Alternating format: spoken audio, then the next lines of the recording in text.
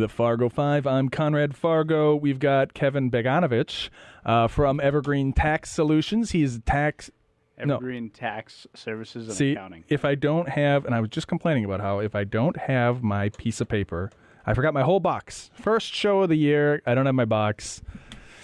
I don't know anything. I don't even know my own name. What is your name? No, I know. I'm Conrad Fargo. This is the Fargo Five, and we are moving on to Fargo Fresh, where we talk about what's fresh and new with you. What is going on in your future? Where is Kevin Beganovic going to be 5 years from now? What do you envision?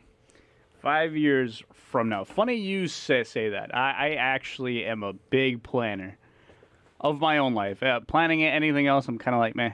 Yeah. But my own life, I have it down. So like you seen my car, right? No.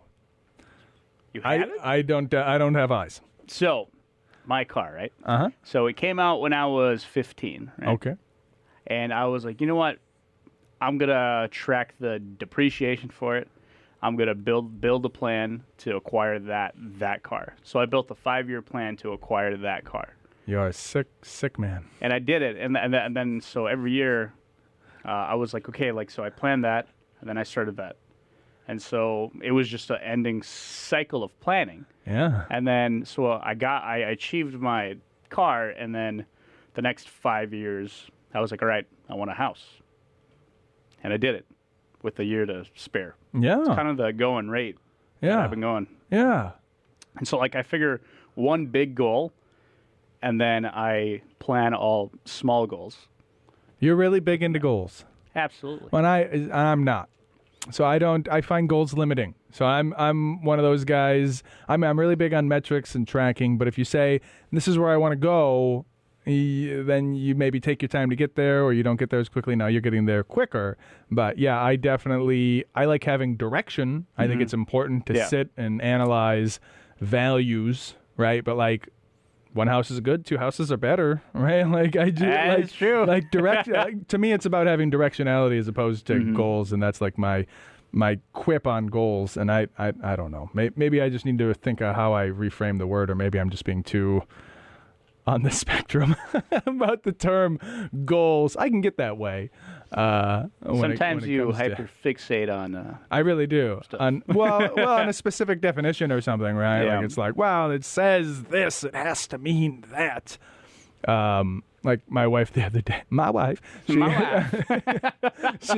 She asked me which one do you like more? And I was like, I don't like either. And she's like, oh, so then I can't have it. And we had this big long fight about how that happens to me. Yeah.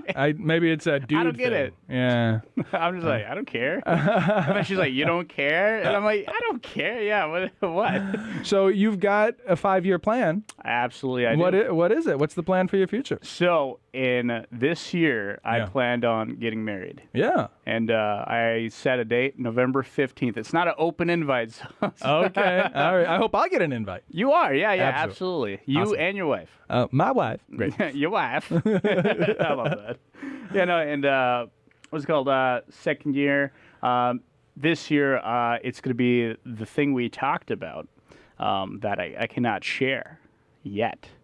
Once it happens, hovering around June, it's going to happen.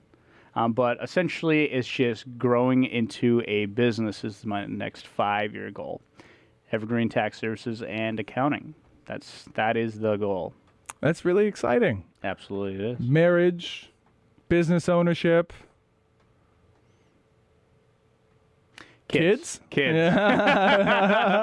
I plan kids in the next 5 years. Yes. Yeah. Big. Not the next 2, but the next 3 or 4. That's beautiful. Absolutely. Kids, the only advice that I have to offer when you have kids is, and I'm going to tell you this, and you're going to go, oh, well, yeah, sure, but until it actually happens, when you have kids, they're always there.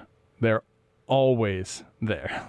They're never not there. Even when you give them to somebody else, they're still there. Well, that's good though, isn't it? Yeah, it is. But it's like having a program open in the background all the time that never stops and never turns off.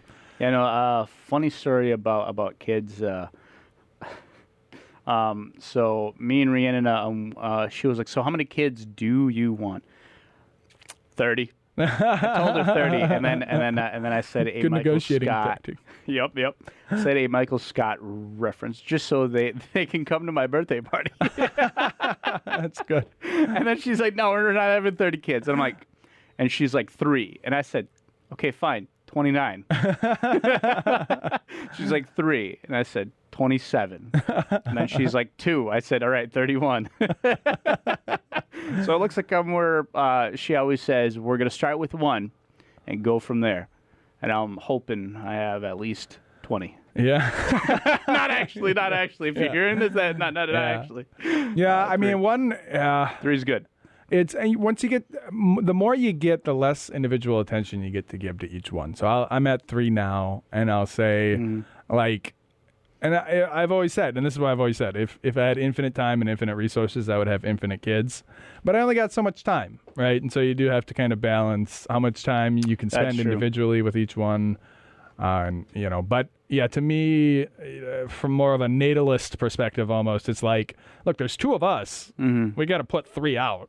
Like, you know what I mean? You got to increase the supply. Yeah. You got to do your part. There is a statistic.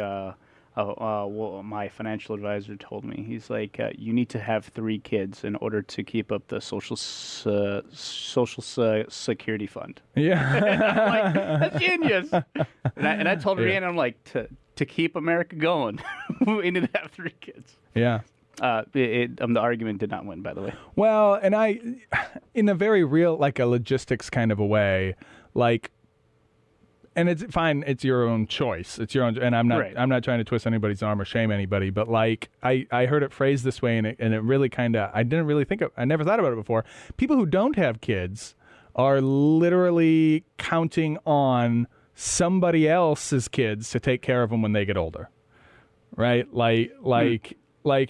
If you're not, because it can't be your kids because you don't have them, and everybody older than you is going to die before you do, right? So there's going to be a point where you're the oldest one, and who's taking care of you? Well, it's not one of your kids because you didn't have any, right? Like, it's just kind of a logistic, kind of a mathematical. Do you know what is kind of sad? Yes. So what I've noticed is there's a lot of people throwing their elderly parents, like 65, 70 years old, in retirement homes. Yeah.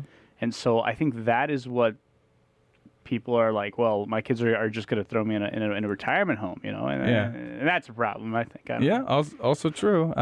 Family's difficult. Family is, but it works. Challenging. I'm a big family man. I don't know if you can tell. I love my family. So, all right, well, that is all the time for family we have. We are going to jump out, and when we come back in, Fargo frequently asked questions, so don't go nowhere.